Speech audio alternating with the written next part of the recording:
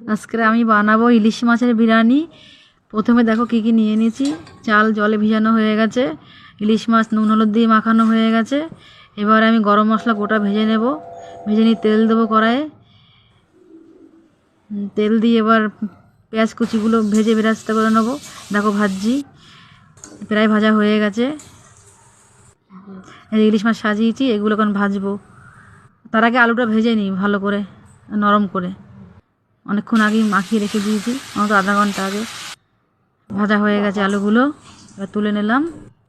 এবার ইলিশ মাছগুলো এক কষা ভেজে নেব হালকা করে, যেন বেশি ভাজা না হয়ে যায়।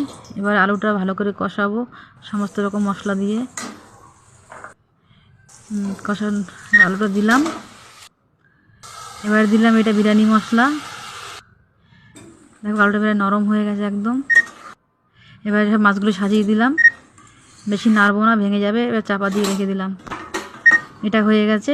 এবার দেখাবো চাল দেওয়ার আগে জলটা ফুটাবো ভালো করে। গোটা গরম মশলা, সাদা তেল আর দেবো ভিনিগার। দেখো চাল ফুটে গেছে।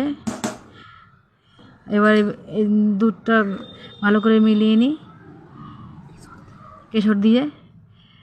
এবার সাজাবো, দেখো হাঁড়িতে সাজাচ্ছি কীরকম করে। হয়ে গেল বিরিয়ানি।